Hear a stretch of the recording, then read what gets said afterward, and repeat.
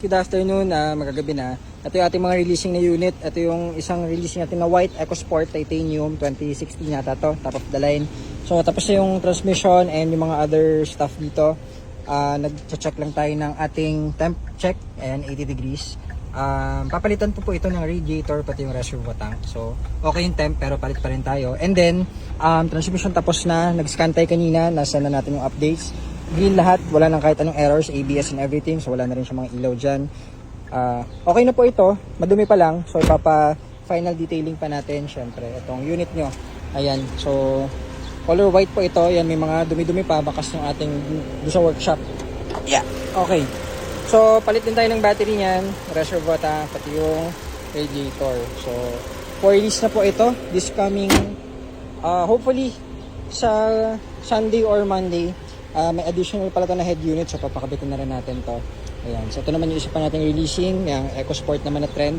Andito tayo ngayon guys sa final testing natin. Ito. So ang dami nating releasing, meron pa dun na orange na naiwan sa workshop. So itong red, itong silver, mga trend variant. Ito naman titanium. Yan, yung black doon po sa likod.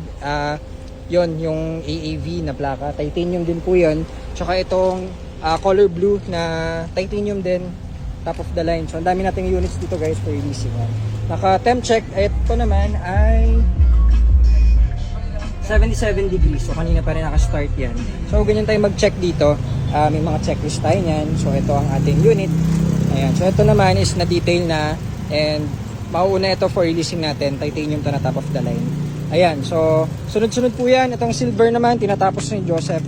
Pero ito po is repair lang. Hindi naman sa ating galing yung unit. Nabili lang to nila ma'am 2 years ago. So ngayon, inabutan na sila ng mga heavy maintenance. Ayun pala, yung drive belt, kakabit na.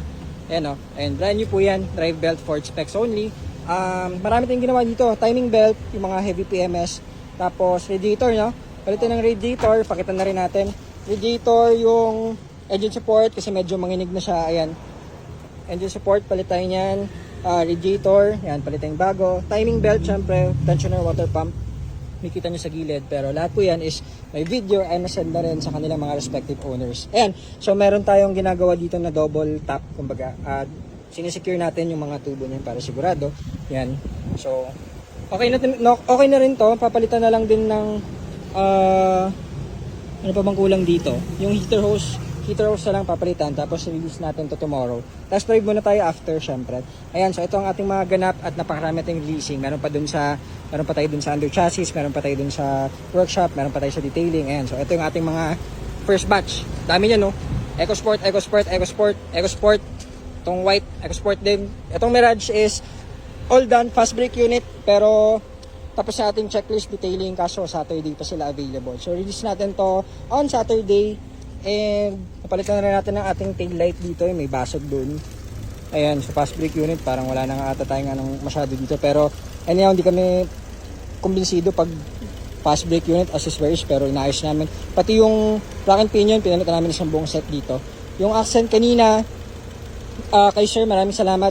Nandun na sa Batangas. Sa Batangas na kanina pa ata, mga 3 PM, so na-release natin yung before lunch. Ayan, so thank you so much. Ang dami nating update dito, mga releasing kasi. Ayan, so may mga next pa tayo dito. Yun, yung mga next natin, tong Fiesta na black, sold na yan. Yung red, sold na rin. Tapos, meron pa tayong yung silver na nandito sa Dan. Sold na rin po yan. Ayan, so ito yung mga new arrival natin. Hyundai Getz, ano pa ba? O yun, ito yung sold natin na isa. Ayan, so may mga available pa tayo. Ang konti na lang EcoSport natin guys, so mag-restock muna tayo. Ito, available tong blue, yung isang red. Itong isang red, sold na rin. Ito, available, ito sold na. Ayan, dami guys. Available din na 2016 na EcoBoost. Ayun, so yun muna. Bukas ulit at gagabi na. Thank you. Good evening, GTA Cars.